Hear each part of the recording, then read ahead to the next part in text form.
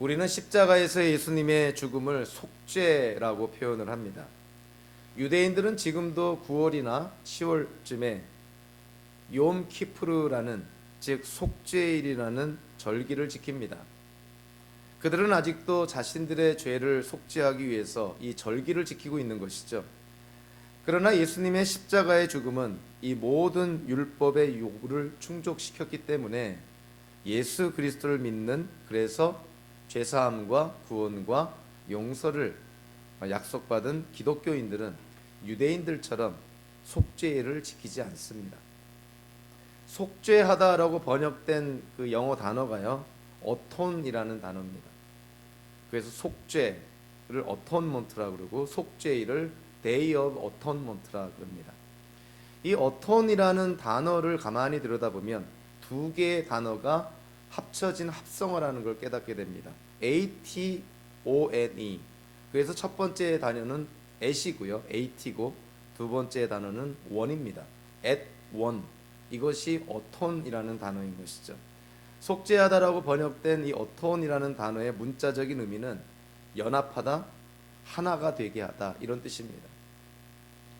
갈등과 다툼의 그런 관계 가운데 있는 양측을 연합시키고 하나가 되게 하는 것, 즉 관계를 회복시키는 것, 그것이 바로 속죄하다라고 번역된 어톤이라는 단어의 의미인 것이죠. 예수님의 십자가상에서의 죽음은 우리에게 여러 가지 의미를 제공합니다. 우리의 죄를 대신하여 죽으신 희생 제물이기도 하시고, 우리의 죄를 덮는 속죄 제물이기도 하시고, 하나님의 진노와 분노를 피하게 하시는 화목 제물이 되시기도 하십니다. 그래서 예수님의 죽음은 하나님과 우리와의 그런 깨어진 관계, 죄로 말미암아 그 깨어진 관계를 회복하는 데 있어서 가장 큰 걸림돌이라 할 수 있는 죄의 책임과 하나님의 공의로운 분노를 제거해 줍니다. 즉 예수님의 십자가의 죽음으로 우리는 죄의 책임에서 벗어나게 됐고, 그리고 예수님의 보혈의 피는 하나님의 진노를 피하게 합니다. 그래서 우리는 하나님 안에서 하나님과 화목하게 되었다는 것이죠. 즉 예수 그리스도로 말미암아 우리는 하나님과의 관계가 회복이 되었다는 것입니다.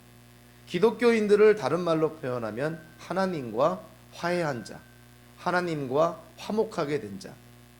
그거를 성경에서는 이제는 기독교인들이 하나님의 진노의 자식들이 아니라 하나님을 아빠, 데디, 아버지라 부르는, 아버지라 부르는 하나님께 사랑받는 자녀가 되었다고 선포를 합니다.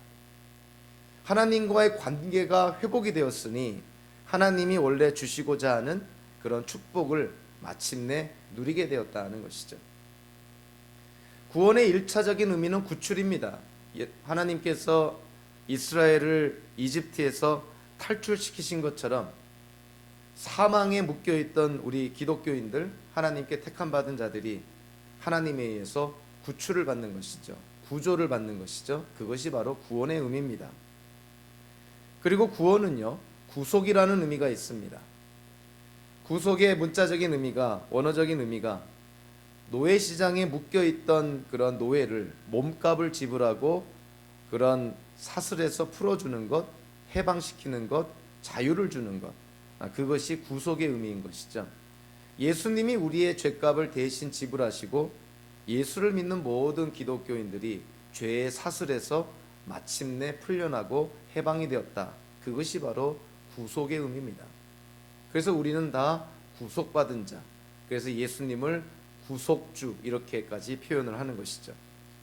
그리고 구원은 속죄라 그랬습니다. 우리의 죄가 예수님께 다 전가가 되었기 때문에 예수님은 우리를 대신하여서 십자가에서 죽으신 것이고, 예수님 십자가에서 흘리신 그 보혈의 피가 마치 대제사장이 1년에 한 번 속죄일에 지성소에 들어가서 시은자, 하나님께서 임재하신다는 그 시은자의 피를 뿌릴 때 죄가 덮어지게 되고 하나님의 진노를 피할 수 있는 것처럼, 예수님의 십자가상에서의 보혈의 피는 우리의 죄를 덮어주고요, 우리의 죄를 향한 하나님의 진노에서 우리가 피할 수 있도록 해줍니다. 그래서 예수 그리스도를 믿는 자들은 바로 예수님의 속죄 때문에 죄사함을 받고 하나님의 진노에서 벗어나게 되고, 그리고 우리의 죄의 책임에서 벗어나게 되었다는 것이죠. 죄의 결과 중에 가장 큰 그러한 비극적인 그러한 그 결과 중에 하나가 뭐냐면, 그것은 하나님과 인간이 그 관계가 깨졌다는 것이죠. 이거를 우리가 소위 소외라는 표현을 씁니다. 이 관계가 단절이 되었다, 멀어지게 되었다. 하나님께 죄를 지음으로 말미암아 거룩하신 하나님께 인간이 나아갈 수가 없게 된 것이죠. 그래서 하나님과 인간 사이의 관계가 소외되었다. 우리가 현대적으로 표현하면 소원해졌다, 이런 것입니다. 인간관계도 소원해질 때가 있는데 하나님과의 관계가 죄로 말미암아 소외되었다는 것이죠. 우리가 예수 믿기 전에 하나님과의 관계가 소외된 관계, 즉 하나님께로부터 멀어진 관계, 하나님과의 관계가 단절되고 깨어진 관계, 이것을 알 수 있는 그러한 본문이 오늘 고린도후서 5장 15절과 16절에 사도 바울이 제공을 합니다. 예수 믿기 전에는 과연 어떤 삶을 살았는가? 우리가 예수 믿기 전에 하나님께로부터 우리가 단절된 상태에 있다. 하나님과의 관계가 깨졌다. 하나님께로부터 우리가 소외되어 있다. 자, 이거를 테스트하는 두 가지의 질문을 줄 수가 있습니다. 오늘 본문은 그 질문에 대한 답을 제공하고 있기 때문에 그런 것이죠. 첫 번째 질문이 그겁니다. 우리는 무엇을 위하여 사는가? 다른 말로 하면 우리는 누구를 위하여 사는가? 자, 이 질문에 대해서 과연 우리는 어떠한 대답을 할 수 있을까요? 사도 바울이 오늘 본문 고린도후서 5장 15절에서 사도 바울은 자기가 하나님, 즉 예수 그리스도로 말미암아 하나님과 화목하게 되었기 때문에 이제는 예수 그리스도를 위해서 살아가노라. 그리고 고린도 교회 성도들도 예수님을 위해서 살아야 된다는 것을 강조를 합니다. 자, 예수님을 믿고 구원받은 성도가 이와 같은 삶을 산다는 것이죠. 예수 믿기 전에는 어떠한 삶이라는 거예요? 우리가 무엇을 위해 삽니까?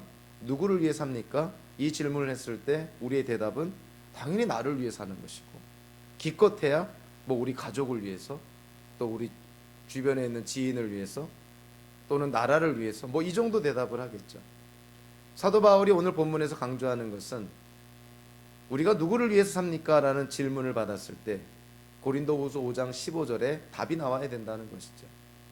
나를 구원하여 주신, 내 죄를 대신하여서 십자가에서 돌아가신 예수님을 위해서 살아가는 것이 당연히 성도의 삶이라는 것입니다.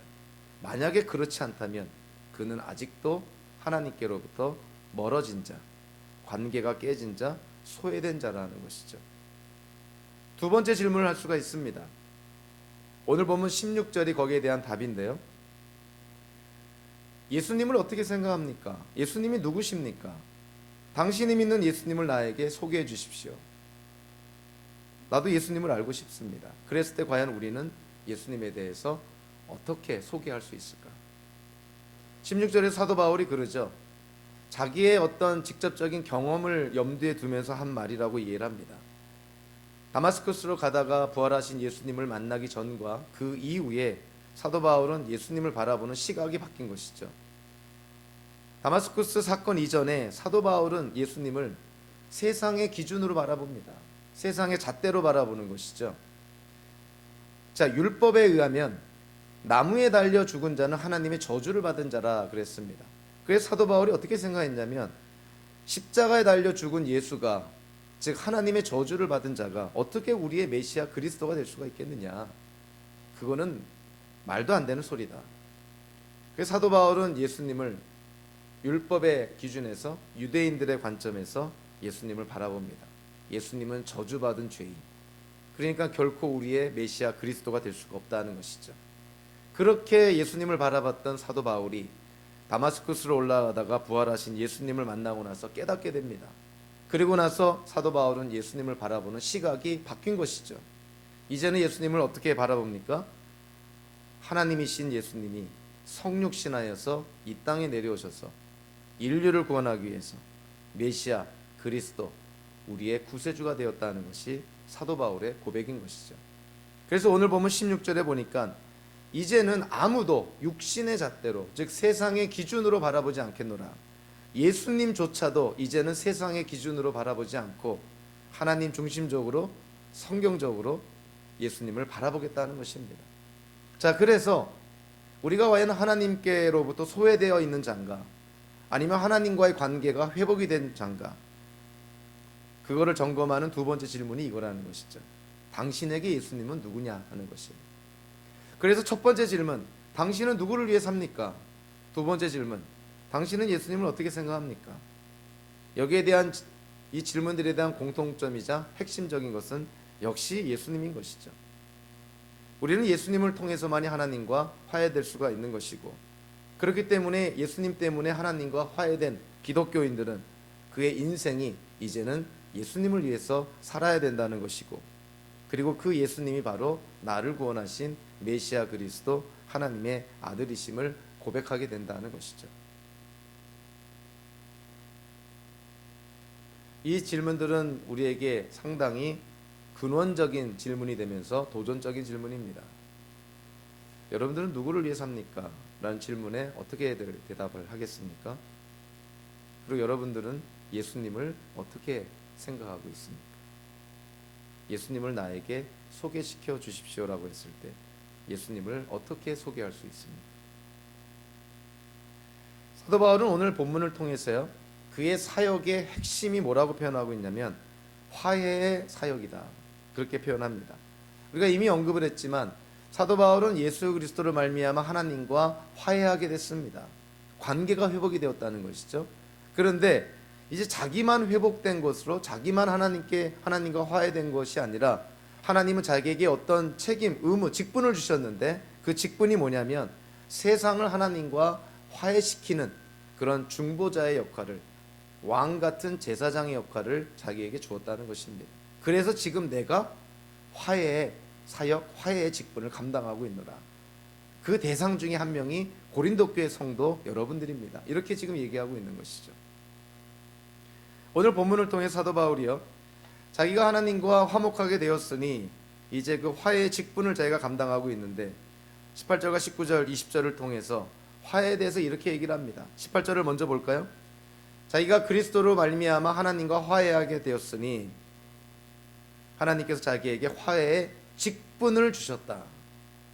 미니스트리를 주셨다는 거예요. 화해의 사역을 주셨노라. 사도 바울이 이 땅에 사는 동안 하나님께로부터 받은 소명이 뭐냐면 이 세상을 하나님과 화해시키는 그런 제사장, 중보자의 역할을 맡았다는 것입니다. 19절에 당연히 나오는 것이죠. 그래서 사도 바울이 전하는 메시지가 어떤 메시지라고 말합니까? 화해의 말씀, 화해의 메시지를 전하고 있노라. 실제로 예수님께서 산상수훈에서 그렇게 말씀하시죠. 화평케 하는 자, 평화를 만들어가는 자, 그들이 하나님의 아들이라 칭함을 받을 것이다.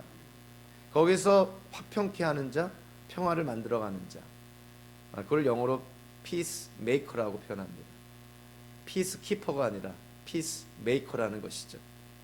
기독교인들은 어디를 가도, 어느 집단, 어느 단체, 어느 모임에 가도 그 기독교인 때문에 그 단체나 기관이나 모임이 화목해져야 됩니다. 그것이 성도의 당연한 모습이라는 것이죠. 이런 일은 없어야겠지만 어느 모임이나 기관 단체에 기독교인 때문에 갈등하고 분열하고 다툼이 일어난다. 이거는 기독교인의 정체성에 맞지 않는 모습입니다. 아주 심각한 잘못된 모습인 것이죠. 사도 바울은 예수님 때문에 자기가 하나님과 화해했기 때문에 자기가 이제는 그 화해의 사역을 감당하느라 고린도 교회 성도들에게도 그렇게 권면하는 것이죠. 여러분들 하나님과 화해해야 됩니다. 그래서 20절에 보니까 사도 바울이 자기는 화해의 미니스트리 사역을 받았고 화해의 메시지, 화해의 말씀을 받았고 그렇기 때문에 자기는 예수 그리스도의 대사다 이렇게 얘기를 합니다. 엠베서더라는 표현을 쓰는 것이죠. 그래서 사도 바울이 예수 그리스도의 대사로서 고린도 교회 성도들에게 권면합니다. 여러분들 하나님과 화해하십시오. 혹여라도 아직도 하나님과의 관계가 설정이 안 된 분이 있습니까? 아직도 하나님과의 관계가 회복이 되지 않은 분이 있습니까? 아직도 하나님께 나아가는데 두려워하는 분이 있습니까? 하나님과 화해해야 됩니다. 18절과 19절에서 사도 바울이 화해하다라는 이 단어를 사용했을 때 이 동사의 주어가요 하나님입니다. 하나님이 화해의 주체가 되신다는 것이죠. 하나님이 그리스도를 통해서 사도 바울과 화해했다는 것이죠. 하나님이 사도 바울과 같은 그러한 화해의 사역자들을 통해서 세상과 화해하고 있다는 것입니다. 화해의 주체가, 화목의 주체가 하나님이시다는 것이죠. 여러분들 세상의 논리를 한번 따져볼까요? 세상의 논리는 어떻습니까? 피해자와 가해자가 있으면 자 어떻게 해야 합니까? 가해자가 자기의 죄를 깨닫고 보상하고 용서를 구하고 그래서 피해자로부터 용서를 받으면 그때서야 두 사람이 또는 두 양자가 화해가 되는 것이죠. 세상의 논리에서 화해의 주체는 가해자입니다. 그런데 성경에서의 화해의 주체는 가해자가 아니라 피해자라는 것이죠. 인간의 죄로 말미암아 피해를 본 분은 하나님이신 것이죠. 하나님이 상처를 받으시는 것이죠. 그래서 법정 용어로 사용하면 하나님이 피해자고 우리 인간이 가해자입니다. 그런데 하나님과 인간 사이의 화해를 누가 시도했다고요? 하나님이 먼저 시작을 합니다. 하나님이 화해의 주체라는 것이죠. 자, 그래서요 20절에 보니까 우리 번역 성경에는 눈에 딱 들어오진 않는데요, 여러분은 하나님과 화해하십시오 이렇게 말씀합니다. 근데 여기서 하나님과 화해하다, 화해하십시오라고 했을 때 사도 바울이요 헬라어 성경도 그렇고 영어 성경도 그렇고요 능동태로 쓰진 않습니다. 영어로 reconcile yourselves to God, 당신 자신을 하나님과 화해하십시오, 당신이 노력해서 하나님과 화해하십시오 이렇게 얘기하고 있지 않다는 거예요. 사도 바울이 여기서 얘기하는 것은 수동적으로 얘기를 합니다. Be reconciled to God, 하나님과 화해해야 됩니다. 하나님이 화해의 주체이시기 때문에 하나님이 여러분들과 화해하고자 할 때 여러분들은 그 하나님의 그 화해하시고자 하는 그 행동에 여러분들이 반응해야 됩니다. 구원이 하나님께로부터 온다는 것의 연장선상으로 이해가 되는 것이죠. 구원이 하나님께로부터 옵니다. 구원의 여러 측면을 생각해 보면은 이 말이 절대 진리라는 걸 깨닫게 되는 것이죠. 구원의 시작이 어디서부터 시작이 되냐면 하나님이 우리를 부르시고 선택한 것에부터 시작을 합니다. 누가 우리를 선택합니까? 하나님이 선택하시는 것이죠. 하나님이 구원의 주체가 되는 것이죠. 자, 우리가 죄로 말미암아 사망의 그런 사슬에 묶여 있을 때 사망에서 우리를 구출해내신 분이 누굽니까? 하나님이 구출해내시죠. 그것이 구원입니다. 하나님이 구원의 주체가 되시는 것이죠. 우리의 죄값을 물으시고 우리를 죄의 사슬에서 해방시키신, 우리를 구속하여 주신 분이 누구입니까? 하나님이신 것이죠. 하나님이 구원의 주체가 되십니다. 우리의 죄를 덮어주시고 우리로 하여금 하나님의 진노에서 피할 수 있도록 우리에게 속죄를 허락하신 분, 즉 예수님의 십자가의 죽음을 허락하신 분이 누굽니까? 하나님이신 것이죠. 구원이 하나님께로부터 옵니다. 오늘 본문에서 하나님께서 주체가 되셔서 하나님은 우리와 화해하고 계시다는 것입니다. 그래서 이 화목과 화해, 이 주체가 하나님이시다는 것은 구원의 주체가 하나님이시다는 연장선상에서 우리가 쉽게 이해가 됩니다. 또 하나 오늘 본문에서 좀 눈여겨봐야 될 것이 18절에 보니까 사도 바울이 예수 그리스도로 말미암아, 하나님께서 예수 그리스도로 말미암아 사도 바울과 화해했다고 했을 때 그때 사용된 동사의 시제가 뭐냐면 과거형을 사용을 합니다. 이 과거형 시제의 동사라는 것은 과거에 한 번 일어난 사건, 역사적인 사건을 가리킬 때 이 과거형 동사가 사용이 되는 것이죠. 사도 바울이 예수 그리스도를 통해서 하나님과 화해했습니다. 이것이 역사적인 사건이라는 것이죠. 예수님의 십자가의 사건 때문에 사도 바울이 하나님과 화해했다는 것입니다. 과거에 일어난 사건이라는 것이죠. 그래서 19절에 보니까 사도 바울이 하나님께서 자기에게 화해의 말씀을 주셔서 세상과 하나님을 화해하게 하는데 자기를 사용하고 있다는 것입니다. 여기서 화해하다 19절에서 사용된 이 동사의 시제는 놀랍게도 현재형입니다. 헬라어에서의 현재형은 진행적이고 반복적이고 계속적인 걸 의미합니다. 사도 바울이 말하는 것이 그런 것이죠. 과거에 하나님께서 예수 그리스도를 통해서 사도 바울 자기와 화해하셨다는 것입니다. 그리고 나서 하나님께서 사도 바울에게 직분을 주고 말씀을 주셨는데, 그것이 뭐냐면 세상을 하나님과 화해시키는 그러한 직분과 말씀을 주셨다는 것이죠. 그런데 그 사도 바울이 받은 하나님의 소명은 지금도 현재적으로 계속적으로 반복적으로 지속이 되고 있다는 것입니다. 예수님 오실 때까지 진행형이라는 것이죠. 저와 여러분들도 마찬가지인 것이죠. 예수를 믿고 하나님의 약속을 우리가 믿는다면 우리는 하나님과 화해한 자들입니다. 이거는 우리의 인생 속에 한 번 일어난 사건입니다. 두 번, 세 번 하나님과 화해하라, 화목하라 이런 말씀이 없습니다. 성도는 하나님과 화목하게 된 자, 하나님과 화해하게 된 자니 이 땅을 살아갈 때 이 세상을 하나님과 화해시키는 그런 중보자, 제사장의 역할을 감당해야 된다고 사도 바울은 강조를 합니다. 사도 바울은 고린도 교회는 현대 교회가 겪는 모든 문제를 다 갖고 있다고 해도 과언이 아닐 정도로 아주 문제가 많았던 교회죠.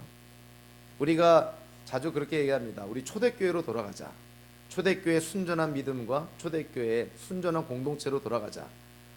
이런 슬로건을 내걸 때가 많이 있습니다. 물론 중요한 말이긴 하지만 오해가 없어야 될 것은요, 초대교회 공동체는 결코 완전하지 않았습니다. 고린도 교회, 고린도전서 후서만 우리가 읽어보더라도 고린도 교회는 세상의 교회가 갖고 있는 모든 문제를 다 갖고 있는 교회처럼 보입니다. 온갖 문제투성이의 공동체였다는 것이죠. 그런데 그 고린도 교회를 사역하는 사도 바울이요, 고린도 교회를 포기하지 않습니다. 그 공동체를 포기하지 않습니다. 자기가 그리스도의 사도라는 것조차 인정하지 않는 그러한 교인들이 있음에도 불구하고 사도 바울은 끝까지 고린도 교회를 위해서 수고하고 노력하는 것이죠. 그래서 오늘의 본문도 주는 것입니다. 여러분들 하나님과 화해하십시오. 아직도 하나님과 화해하지 못한 사람들이 공동체 안에 있다는 거예요. 그래서 사도 바울이 외치는 것입니다. 하나님과 화목해라. 그것이 살 길이라는 것이죠. 사도 바울이 어찌하여서 그 수많은 어려움과 오해와 중상 모략과 비난, 그 어려움 가운데 고난 가운데서도 왜 화해의 직분, 왜 화해의 사역을 끝까지 감당할 수 있었을까? 사도 바울이 그 이유를 두 가지를 댑니다. 첫 번째 이유가 오늘 본문 11절에 나와 있습니다. 그러므로 우리는 주님이 두려운 분이심을 알기에 사람들을 설득하려고 합니다. 주님이 두려운 분이시다. 바로 그 앞절 10절에 힌트가 나와 있죠. 우리는 모두 그리스도의 심판대 앞에 나타나야 됩니다. 히브리서 기자가 얘기한 것처럼 사람이 한 번 죽는 것은 당연한 것이고 정해진 운명이고 죽음 이후에 심판이 있다 그랬습니다. 하나님이 우리를 심판하신다는 것이죠. 그렇기 때문에 하나님이 두렵다 이렇게 표현합니다. 사도 바울은 종이 주인을 두려워하는, 불순종하고 말 안 들으면 매 맞을까 봐 두려워하는 이런 것이 아니라, 성경에서 하나님을 대상으로 두렵다고 얘기하는 것은 극도로 존중하는, 극도로 존경하는, 극도로 경외감을 갖는 그러한 표현입니다. 하나님은 두려움의 대상이라는 것이죠. 하나님이 두려움의 대상인데 자기에게 화해의 직분을 줬는데 좀 힘들다고, 고난받는다고, 사람들이 신뢰하지 않는다고 그 직분을 포기할 수 없다는 것이죠. 하나님이 자기가 두려워하는 분이시기 때문에 그렇습니다. 그뿐만이 아니라 14절에 보니까 또 하나의 동기를 제공합니다. 사도 바울이 끝까지 사도로서의 직분을 감당할 수 있었던 것이 뭐냐면 14절에 나와 있는 것처럼 그리스도의 사랑이 자기를 휘어잡고 있기 때문에 그렇다는 것입니다. 이전 성경에서는 뭐라고 표현했죠? 그리스도의 사랑이 우리를 강권합니다 이렇게 표현합니다. 나를 향한 하나님의 사랑, 예수 그리스도를 통해 나타난 하나님의 사랑이 너무나 크기 때문에 그 사랑을 잊을 수가 없어서, 그 사랑의 감동에 아직도 전율하고 있어서 하나님께서 나에게 주신 이 화해의 직분, 그리스도의 사도로서의 직분을 포기할 수가 없다는 것이죠. 사도 바울을 계속 앞으로 나아가게 한 것, 수많은 박해와 고난, 핍박 속에서도 앞으로 나아가게 했던 동인, 원동력, 추진력이 됐던 것이 무엇인가? 바로 그리스도의 사랑이라는 것입니다. 여기서도 사랑은요, 당연히 아가페입니다. 신적인 사랑, 무조건적인 사랑, 무제한적인 사랑을 말하는 것이죠. 자, 그렇기 때문에 저와 여러분들이 이 땅을 살아가면서 한 교회에 속해서 신앙생활하고 성도로서 공동체와 함께 교회 생활을 하고 또 교회 생활을 하다 보면 이런저런 모양의 맡겨주신 일들을 감당하고 수고하고 헌신합니다. 사도 바울의 말을 우리가 기억할 필요가 있는 것이죠. 내가 왜 교회에 와서 봉사하는가? 내가 왜 수고하는가? 왜 바쁜 시간 쪼개서 남들 놀 때, 남들 잘 때, 또는 남들 공부하고 더 연구할 때 왜 교회에 와서 나는 수고하고 노력하고 헌신하는가? 그 이유가 뭔가? 무엇이 우리를 지금 우리의 어떤 추진력이 과연 어디서 나오는 것인가? 우리의 동기가 과연 무엇인가? 사도 바울은 두 가지를 얘기를 합니다. 하나님이 두려우신 분이기 때문에, 그리고 그리스도의 사랑이 나를 휘어잡기에. 인간에 대한 그런 어떤 기대, 사람들에 대한 평가, 그런 건 전혀 없습니다. 사도 바울은 서로 오해를 받더라도, 서로 손가락질을 당해도, 인정받지 못해도, 심지어는 고린도 교회 성도들로부터 신뢰를 받지 못해도 하나님이 두려워서 그리스도의 사랑이 나를 강권하기에 자기는 사도의 직분을 멈출 수가 없다는 것이죠. 그래서 우리가 예수님이 오시기 전까지 우리는 완전할 수 없습니다. 우리는 온전히 성화가 될 수가 없는 존재인 것이죠. 항상 죄성이 남아 있습니다. 그럼에도 불구하고요, 우리가 꼭 기억을 해야 됩니다. 공동체를 위해서 헌신하고 공동체를 위해서 수고할 때, 또 지체들을 섬길 때 그 동기와 그 추진력, 그것은 하나님이 되어야 된다는 것이죠. 하나님을 두려워하는 마음, 그리고 예수 그리스도의 사랑, 그것 때문에 우리는 수고하고 노력한다는 것입니다. 결국 그것은 우리를 향한 하나님의 소명과도 직접적인 관계가 있는 것이죠. 하나님이 우리를 무엇인가로 부르시고 무엇을 위해서 우리를 부르셨다면, 그 소명이 하나님께로부터 왔다면 그 소명을 최선을 다해서 감당해야 됩니다. 하나님을 경외하고 하나님을 존경하고 하나님을 두려워하는 마음과 예수 그리스도의 사랑이 저와 여러분들을 휘어잡아서 하나님이 주신 사명을 우리가 다 함께 감당하기를 원합니다. 오늘 본문의 사도 바울이 15절과 17절을 통해서 하나님과 화해된 자, 자기 자신을 얘기를 합니다. 하나님과 화목하게 된 자들은 과연 어떠한 변화가 있는 것인가? 우리가 성경의 여러 부분을 통해서 얘기를 하죠. 예수를 믿기 전과 예수를 믿은 후, before and after, 분명한 차이가 있어야 된다는 것이죠. 물론 차이의 정도나 속도는, 변화의 속도는 사람마다 다릅니다. 그러나 공통적인 것이 뭐냐면 예수를 믿기 전과 예수를 믿은 후는 반드시 변화가 있고 차이가 있습니다. before and after. 여러분의 삶에 차이가 없다. 예수 믿기 전이나 예수 믿은 후나 똑같다. 그거는 가짜입니다. 절대 그럴 수 없습니다. 복음에는 능력이 있다 그랬는데, 우리가 복음, 예수님 그분이 바로 복음인데, 예수님을 복음을 우리가 받아들이면 복음에는 능력이 있어서 우리를 변화시킨다는 것이죠. 사도 바울은 담대하게 선포합니다. 복음에는 능력이 있다는 것이죠. 목사님, 복음을 듣고 이해하고 분명히 받아들였는데 제 삶에 변화가 없습니다. 둘 중에 하나인 것이죠. 성경이 거짓말을 하고 있거나 아니면 당신이 받은 복음이 가짜거나, 둘 중에 하나인 것이죠. 성경은 절대 진리입니다. 복음은 변화를 일으킵니다. 복음은 세상의 그 어떤 것도 다 무너뜨리는 능력이 있다는 것이죠. 그래서 사도 바울이요, 오늘 본문에서 15절부터 17절까지 예수 그리스도를 통해서 하나님과 화목하게 된 자, 하나님과의 관계가 회복이 된 자, 구원받은 자, 용서받은 자, 하나님의 자녀가 된 자, 그들에게는 다음과 같은 변화가 나타납니다. 15절에 첫 번째 변화가 뭐냐면요, 인생의 새로운 목적이 생깁니다. 아까도 얘기했지만 누구를 위해 삽니까? 무엇을 위해 삽니까? 당신의 인생의 목적이 뭡니까? 사도 바울이 15절에서 뭐라 그러나요? 예수 그리스도를 위해 삽니다. 나를 구원하여 주신, 내 대신 십자가에서 돌아가신 그분의 은혜에 감사해서 그분을 위해서 삽니다. 하나의 대표성을 띠는 것이긴 하지만 여러분들의 삶이 예수 그리스도를 믿고 나서 인생의 목적이 바뀌는 것은 당연한 것입니다. 나를 위해서, 내 목적을 위해서, 내 욕심을 채우기 위해서, 내가 세운 어떠한 목표를 이루기 위해서 살아간다. 그것이 하나님께 쓰임받을 때는 영광이 될 수 있는 것이지만 하나님보다 그것이 우선이 되어 살아간다면 그것은 잘못된 것인 것이죠. 사도 바울은 예수 그리스도를 위하여서 살아야 됨을 강조합니다. 새로운 목적이 생긴 것이죠. 예수 믿고 구원받은 자, 16절에 보니까 두 번째로 변화가 나타나는데요. 그것은 뭐냐면 관점의 변화, 사고의 전환이 일어나게 됩니다. 예수를 믿기 전에는, 하나님을 인격적으로 알기 전에는 모든 것을 세상의 기준으로, 육신의 잣대로 봤다는 것이죠. 예수님도 세상의 기준으로 바라보니까 저주받은 자였다는 것이죠.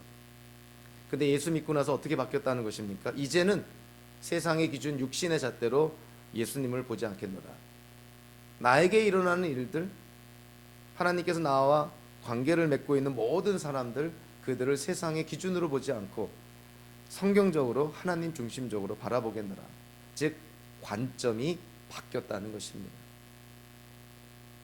마지막으로 사도 바울이 5장 17절에서 강조합니다. 우리에게 너무나 잘 알려진 말씀이죠. 누구든지 그리스도 안에 있으면 새로운 피조물이라, 이렇게 말합니다. 새로운 피조물이라.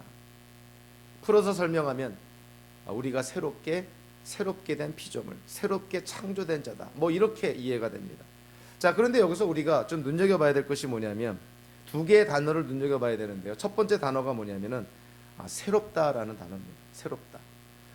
신약 성경에서 헬라어로 새롭다라고 번역된 단어가 두 종류가 있는데요.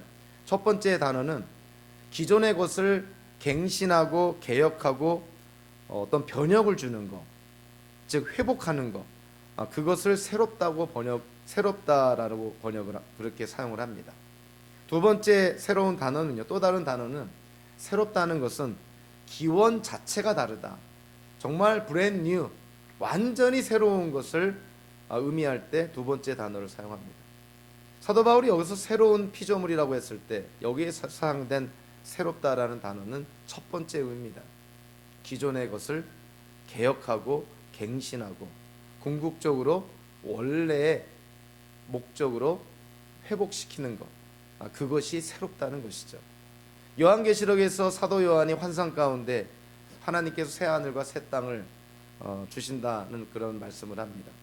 새 하늘과 새 땅, 거기서도 말하는 새로운 그 의미는요, 완전히 새로운 세상, 새로운 하늘이 아니라 기존의 것이 원래의 목적으로 회복되어질 때 사용되는 그러한 단어를 사용을 합니다. 그러니까 우리가 살고 있는 이 세상이 그냥 불에 타 없어질 그러한 세상이 아니라는 것이죠. 새하늘과 새 땅은 하나님이 창조하신 이 세상이 원래 창조의 목적으로 온전하게 회복이 되는 것, 그것이 새하늘과 새 땅입니다. 사도 바울이 새로운 피조물, 예수 믿는 자들이 새로운 피조물이라고 했을 때 어떠한 의미가 있냐면, 하나님이 인간을 하나님의 형상으로 창조했을 때 그 선하신 목적, 창조의 선하신 목적으로 회복이 되는 것, 그것이 바로 새로운 피조물이라는 것이죠. 살다 보면은 별의별 기독교인들을 다 만나게 되는데요. 그 잭슨빌에 있을 때 어느 대학 미국 교수들이 한다는 얘기를 간접적으로 들었습니다. 그들도 믿음이 좋은 사람들인데 종말론이 좀 잘못되어 있더라고요. 그들은 어떻게 믿냐면 이 세상, 이 하늘과 땅 다 불에 타서 없어진다는 것이죠. 그리고 예수님이 이 땅에 오시면 완전히 새로운 세상과 새로운 하늘, 땅을 하나님이 만드실 것이다, 이렇게 믿습니다. 그래서 그들의 주장이 뭐냐? 아니, 어차피 불태워 없어질 이 세상, 이 세상에 있는 환경, 자원, 마음껏 쓴들, 그것이 뭐가 문제가 되겠느냐, 이런 것입니다. 정말 말 같지도 않은 소리를 하고 있는 것이죠. 서로 잘못된 종말론을 갖고 있다 하더라도 후손들을 위해서 보다 나은 그러한 환경을 남겨주겠다는 것이 예수를 믿지 않는 상식적인 사람들의 생각입니다. 소위 예수를 믿는다는 사람들이 이 세상이 다 불에 타서 없어질 거니까, 하나님이 완전히 새로운 세상 창조하실 거니까 이 세상에 하나님이 허락하신 자원, 환경 우리 마음대로 쓰고 마음대로 망쳐놔도 상관없다는 식으로 얘기한다면 세상 사람들이 웃는 것이죠. 상식밖에 말이라는 것이죠. 종말론이 잘못된 것입니다. 성경에서 새로운 땅, 새로운 하늘은 하나님이 이 세상을 불태워버리고 새롭게 창조하겠다는 것이 아니라 하나님이 지으신 이 세상이 하나님의 원래 선한 창조의 목적으로 회복이 되는 걸 의미합니다. 우리도 마찬가지인 것이죠. 저와 여러분들이 구원을 받습니다. 그럼 우리가 죄인인데, 그럼 우리는 다 불태워 없어질 것이고 예수님이 재림하셔서 하나님 나라에서 영생할 때 우리는 완전히 다른 인격체로 다시 태어나는 것입니까? 그렇지 않습니다. 예수님이 다시 오시더라도 저와 여러분들은 육체적으로 부활하여서 지금의 아이덴티티를 갖고 새로운 몸을 갖고 새로운 나라에서 하나님과 함께 영생을 하게 되는 것이죠. 우리가 지금 갖고 있는 육신과 우리가 부활한 후에 입게 되는 영적인 천사와 같은 신령한 몸은 분명히 차이도 있지만 연속성도 있다는 것이죠. 우리가 살고 있는 이 땅, 예수님이 이 땅에 오심으로 온전하게 임할 하나님의 나라, 분명히 차이도 있지만 연속성도 있다는 것입니다. 사도 바울이 예수 그리스도 안에 있으면 새로운 피조물입니다. 즉 예수 그리스도 안에서 우리가 온전하게 회복이 된다는 것이죠. 여기서 하나를 더 우리가 생각을 한다면, 사실은 원어적으로 보면요 해석이 좀 두 가지가 나옵니다. 그 헬라어 성경을 이렇게 문자적으로 해석을 하면, 그러므로 누구든지 예수 그리스도 안에 있으면 새로운 창조 또는 새로운 피조물, 이렇게 단순하게 표현합니다. 이거를 번역을 할 때 주어와 동사를 넣어서 누구든지 예수 그리스도 안에 있으면 그는 새로운 피조물이다 또는 그는 새로운 창조다, 이렇게 번역을 한 것이죠. 물론 우리가 예수를 믿으면 우리는 새롭게 태어난 새로운 피조물이라 얘기할 수 있습니다. 자, 그런데 이 문장은요 우리 기독교인들만 의미하는 것이 아니라 온 피조 세계를 포함하는 것으로도 이해가 됩니다. 즉 우리가 예수 그리스도 안에 있으면 만물이, 우리 주변에 있는 만물이 우리에게 다 새롭게 와닿는다는 것이죠. 우리가 예수 그리스도 안에 있으면 예수 그리스도를 믿기 전에 우리가 경험한 거랑은 전혀 다른 차원의 새로운 경험, 새로운 인식, 새로운 이해와 새로운 깨달음을 갖고 이 땅을 살아가게 된다는 것입니다. 자, 그러니까 한번 관계를 생각해 보면, 사람과의 관계에서 상대방이 변하면 나와 그 사람과의 관계만 바뀌어지게 되겠죠. 뭔가 개선이 되겠죠. 그런데 내가 바뀌면 어떻게 됩니까? 내가 맺은 모든 관계가 바뀝니다. 사도 바울이 예수 그리스도 안에 있으면 그는 새로운 피조물이라, 예수 그리스도 안에서 새로운 정체성을 갖고 이 땅을 살아가게 된다면 변하지 않는 상황이지만, 변하지 않는 주변 사람들이지만, 변하지 않는 자기의 위치지만 모든 것이 새로워진다는 것이죠. 왜냐하면 내가 바뀌었기 때문에. 그래서 예수 그리스도 안에 있으면은 그 사람이 새로운 피조물이라는 번역도 되지만, 예수 그리스도 안에 있으면 그 사람 주변에 있는 만물이 새로운 것입니다, 이런 번역이 가능한 것이죠. 그래서 저와 여러분들이 바뀌면 우리 주변에 있는 만물이 새로워집니다. 왜냐하면 보는 시각이 바뀌어지기 때문에 그런 것이죠. 이전에는요 배우자도 그냥 어찌 보면은 세속적이고 세상적인 기준으로 우리가 생각할 수 있습니다. 자녀들도 마찬가지인 것이죠. 내 직장도 마찬가지인 것이죠. 자녀들도 내가 낳은 자식이니 내 말 들어야 되고, 내가 원하는 직업 가져야 되고, 뭐 이런 게 부모의 마음이겠죠. 그러나 내가 바뀌고 나면 어떻게 됩니까? 자식을 바라보는 시각이 바뀌어지는 것이죠. 자녀는 하나님의 자녀입니다. 그래서 부모는요 하나님께 하나님의 권위를 위임받은, 그래서 하나님을 대신하여 자녀를 양육하는 것이죠. 자녀는 내 말대로 키우는 것이 아니라 자녀는 하나님의 말씀대로 키우는 것입니다. 내가 바뀌면 자녀들을 바라보는 시각도 바뀌는 것이고, 부모 자녀의 관계도 새로워지는 것이죠. 배우자도 마찬가지인 것이죠. 우리 직장도 마찬가지인 것입니다. 내 직장, 뭐 세상의 기준으로 봤을 때 별 볼 일 없는 직장이라 하더라도 하나님이 주신 직장이면 그 직장을 통해서 하나님의 영광을 나타낼 수 있습니다. 그러면 그 직장에서 우리는 최선을 다할 수가 있는 것이죠. 죽게 하듯 열심을 다할 수가 있는 것이죠. 변하는 건 없지만 내가 변하니까 만물이 변하게 된다는 것이죠. 사도 바울은 오늘 본문을 통해서 강조를 합니다. 20절에 보니까 우리가 그리스도를 대신하여 여러분들에게 권면합니다. 간청합니다. 여러분은 하나님과 화해하십시오. 하나님과 화해가 되지 않으면, 하나님과의 관계가 회복이 되지 않으면 이 땅에서 우리가 맺고 있는 모든 관계는 어그러질 수밖에 없다는 것이죠. 거꾸로 얘기하면 가장 중요한 하나님과의 관계가 회복이 되면 모든 사람과의 관계가 회복이 될 수가 있습니다. 심지어는 직장과도, 심지어는 이 피조 세계와의 관계에도 회복이 될 수가 있는 것이죠. 사도 바울이 오늘 본문 6장 2절 마지막에서 이렇게 말합니다. 보십시오. 지금이야말로 은혜의 때요, 지금이야말로 구원의 날입니다. 인간에게는 한계가 있어서요, 유한하기 때문에 절대로 내일 일을 자신 못합니다. 저도 그렇고 여러분들도 그렇고 이 자리에 있는 우리 모두가 내일을 자신 못합니다. 내일을 자신할 수 있는 분은 하나님 한 분밖에 안 계신 것이죠. 사도 바울이 고린도 교회 성도에게 이 편지를 쓰면서 간절한 마음으로 간청합니다. 지금 이 편지를 통해서 하나님과 화해하고 화목할 수 있는 기회가 이때가 마지막인 줄 누가 알겠느냐. 지금이 은혜의 때요, 지금이 구원의 날이다. 미루지 말고 지금 깨달으면 하나님과 화목해라. 하나님이 여러분과 화목하기를 원합니다. 사도 바울이 외치는 것이죠. 지금 화목해야 됩니다. 지금이 은혜의 때입니다. 지금 구원을 누려야 됩니다.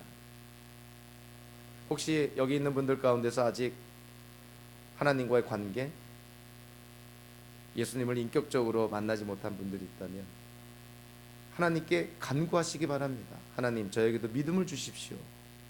뭐래도 좋으니까 하나님을 믿을 수 있는 뭔가를 좀 허락해 주십시오. 하나님을 알고자 하는 그러한 간청을 했을 때 하나님이 얼마나 기뻐하시겠어요? 그 어떤 기도보다도 아마도 제일 빨리, 제일 신속하게 하나님이 응답해 주실 거라고 저는 생각합니다. 그래서 여러분들 하나님께 담대하게 구하셔야 됩니다. 하나님께서 저와 화목하게 하기를 원하실 때 하나님의 그 화해하심을 저는 받아들이고 싶습니다. 하나님 증거를 주시고 믿음을 주시고 하나님 보여주시고 깨닫게 해주십시오. 하나님을 믿기를 원합니다. 지금이 은혜의 때요, 지금이 구원의 날입니다. 저와 여러분들 정말 사도 바울처럼 예수 그리스도로 말미암아 하나님과 화해하시고 그리고 남은 인생을 단순히 화해된 자뿐만이 아니라 우리 주변 사람들을, 세상을 하나님과 화목시키는 왕 같은 제사장의 역할을 감당하는 모든 성도의 삶이 되시기를 주님의 이름으로 축원합니다. 기도하겠습니다. 고마우신 하나님,